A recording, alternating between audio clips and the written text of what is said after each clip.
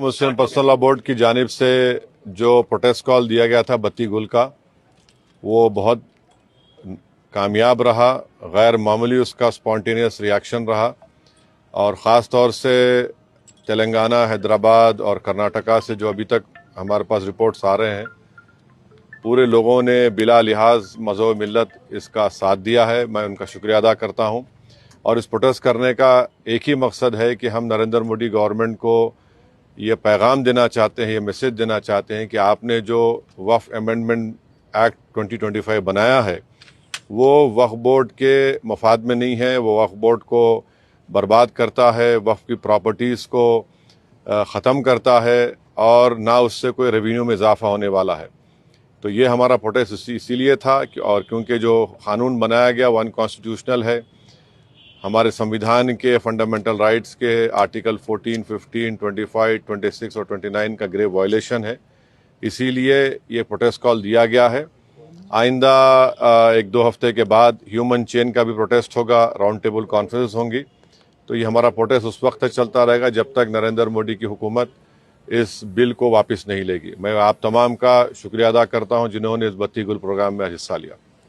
जिस तरह के बत्ती गुल कार्यक्रम या प्रोग्राम की जब बात करते हैं तो आपको क्या लगता है कि इस तरह के प्रोग्राम से क्या संदेश या क्या असर हो सकता है? नहीं, ये देखिए, ये स्पॉन्टेनियसली जनता ने 15 मिनट के लिए अपने घर की लाइट को बंद किया, अपने कमर्शियल एस्टेब्लिशमेंट्स को की लाइट को बंद किया और एक मैसेज हम देना चाह रहे हैं प्रधानमंत्री नरेंद्र मोदी को कि आपने जो कानून बनाया वो अनकॉन्स्टिट्यूशनल है, वो ब्लैक लॉ है, वो वक्फ प्रॉपर्टीज़ को बचाने के लिए नहीं, वक्फ प्रॉपर्टीज़ को बर्बाद करने के लिए। और एक ऐसा एक्ट आपने बनाया जो भारत के मुसलमानों की मस्जिदों को, कब्रस्तानों को, वक्फ की प्रॉपर्टीज़ को उनसे छीनने का एक एक्ट बनाया आपने।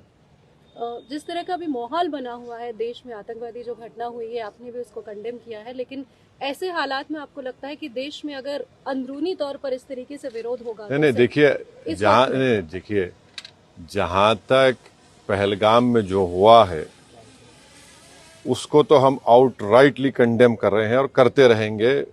और हमने उस टेररिस्ट एक्ट को जिम्मेदार पाकिस्तान की इस्टेब्लिशमेंट, पाकिस्तान की सरकार को खड़ाया है और उन्हीं की पूरी सरपरस्ती में, उन्हीं की तायीद, उन्हीं के सपोर्ट और फाइनेंशियल सपोर्ट से, मिलिट्री ट्रेनिंग से वो आतंकवादी पाकिस्तान से बॉर्डर क्रॉस करके पहलगाम तक आए और वहाँ पर उन्होंने 26 टूरिस्ट को जान ली। और सबसे अफसोसनाक और सबसे तकलीफदेह बात यह है कि उन्होंने उनकी फैमिलीज़ के सामने ख़वातीन को, महिलाओं को, बच्चों को अलग किया और मर्द लोगों के एक जगह खड़ा करके उनका रिलीजन पूछकर, जो हिंदू थे, उनको गोली मारी। तो वो तो कंडेमनेबल है, उस पर कोई डिस्कशन होने की ज़रूरत भी नहीं है। जहाँ तक हमारा ये प्रोटेस्ट है इस कानून के ख़िलाफ़, वो तो एक ऑनगोइंग प्रोटेस्ट था और आपको मालूम होगा कि all India Muslim personal law board ने उस टेररिस्ट एक्ट को कंडेम किया और क़रीब 3 दिन तक हमने अपने प्रोटेस्ट को रोक के रखा।